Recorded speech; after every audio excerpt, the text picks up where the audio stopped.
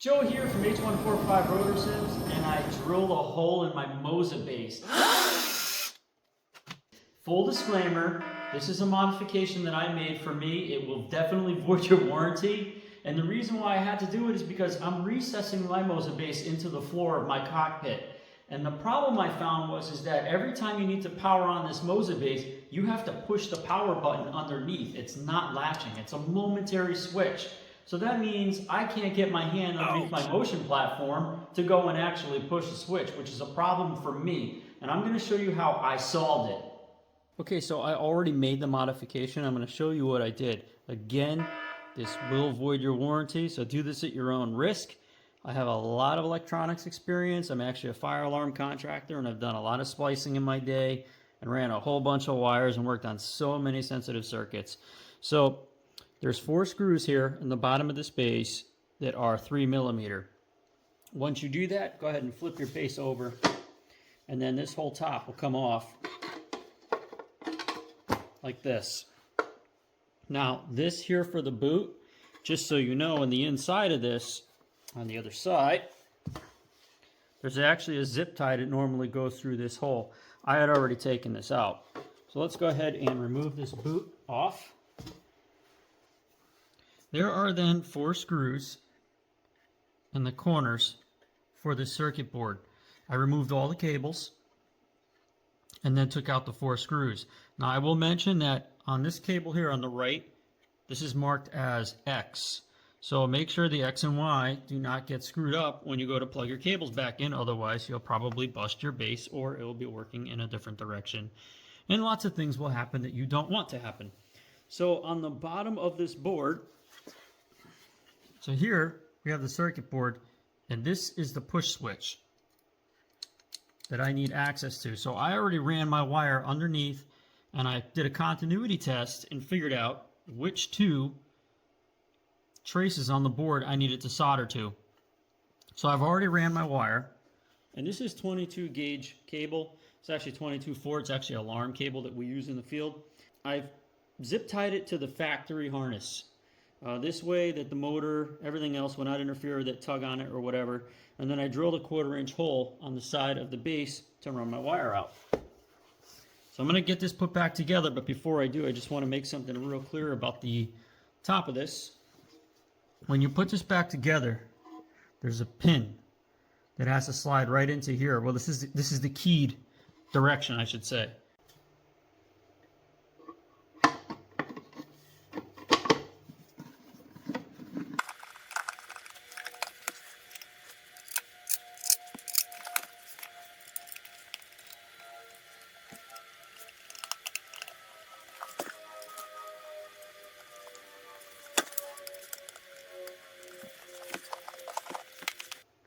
Okay, so now we have our wire.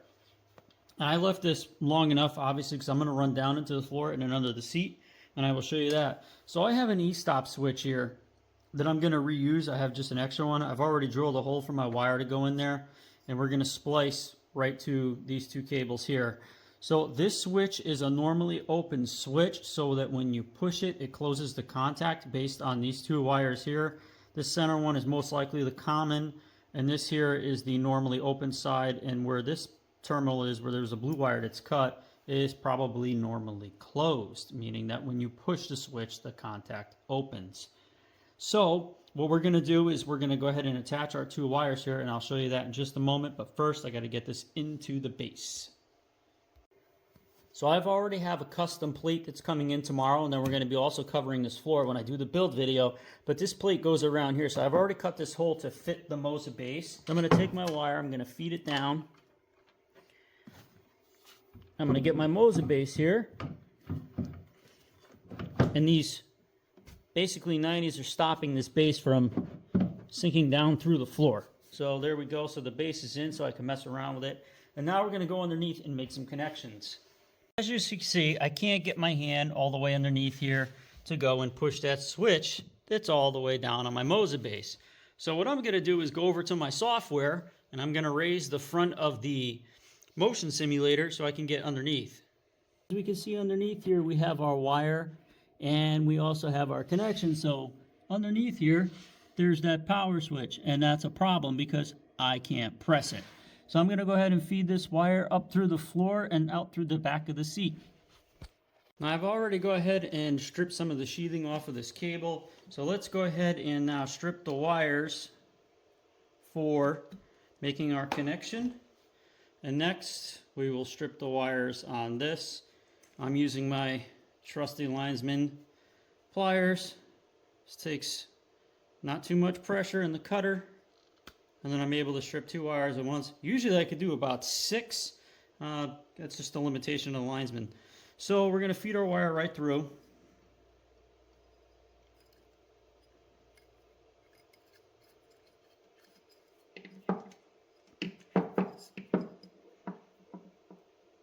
Okay. I'm going to twist our ends a little bit. Make sure we don't have any loose strands. And the polarity doesn't matter on this. This is just a momentary switch. So all we're looking for is a closure across the wires just to complete the circuit when we hit the switch. Okay, and then we're going to take our Linesman once again. We're going to trim the ends. And now in the alarm world, these are called B-Crimps. Now the blue ones, these actually have silicone in them, and these are normally used outdoors when doing splices to smaller cables and whatnot, for telecommunications. So normally they're white. That doesn't have the silicone. I don't have those with me, but these will work just fine.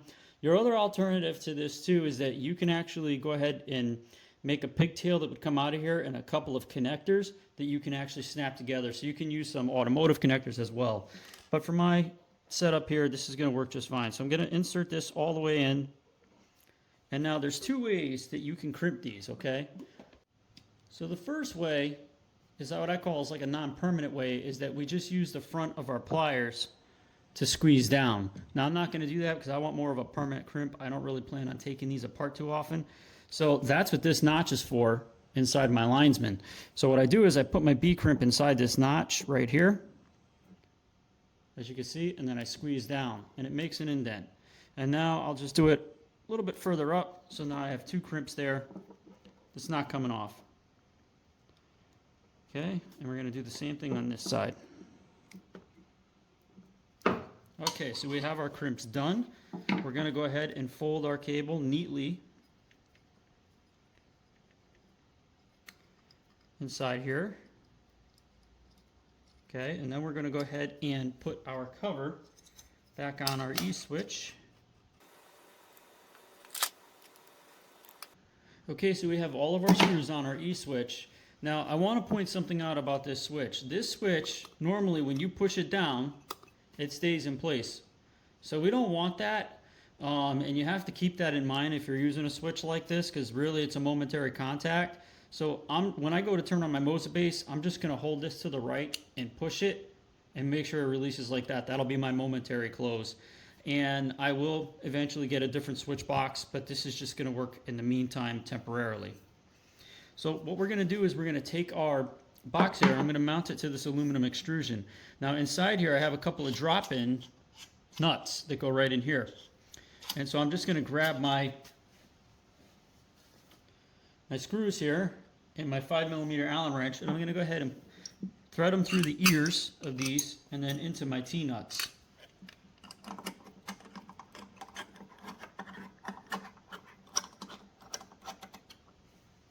This will also allow me to slide this back and forth if I want. So right now I'm just going to go ahead and keep these just a little loose so that I can move it, because now I want to work on my wire management. So I've put these 2 connectors, or I would say wire holders, into this aluminum extrusion. So this actually has a T-nut behind it that when you turn it, you want to make sure that it sits vertical inside the track, otherwise it's just going to pull straight out. So what we're going to do is make sure that we have a nice loop. Now, normally you would thread your zip tie through the entire hole, but the problem is that it's not going to anchor this cable down doing that. So instead, we're just going to use the top of the loop. So let's thread our zip tie through here. That's one, ready to go. And then over here, we'll do the same thing. We'll just go to the right side of the loop. Okay, and so we want to make sure we have a nice 90, a nice smooth bend into our cable.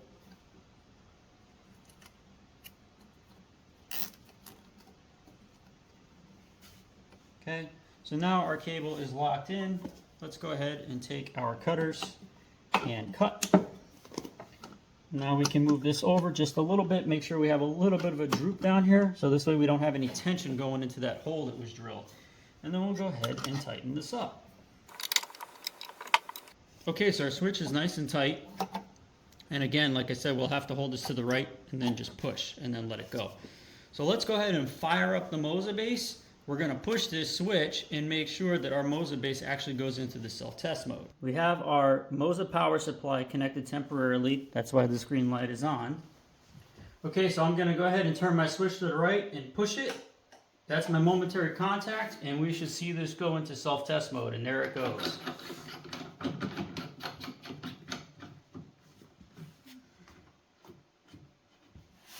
Alright, so that concludes the video. Thanks so much for watching, and if you've liked this video, please like, subscribe, and hit that bell notification icon to get notified of new videos when I release them. Now again, this will void your warranty, so do this at your own risk. This is just my solution because I needed something to go ahead and do a remote power up for my base, because I do not want to risk getting my arms crushed underneath my platform, nor do I want to keep raising it and then put jack stands under it to work under it safely. So again, this is my modification just because I needed a solution. So this is something just kind of like a tips and tricks video, because in cockpit building, sometimes you're just going to have to modify stuff. Again, thanks so much for watching. Good night, good morning, good evening, good afternoon, wherever you are in the world. Have an awesome day.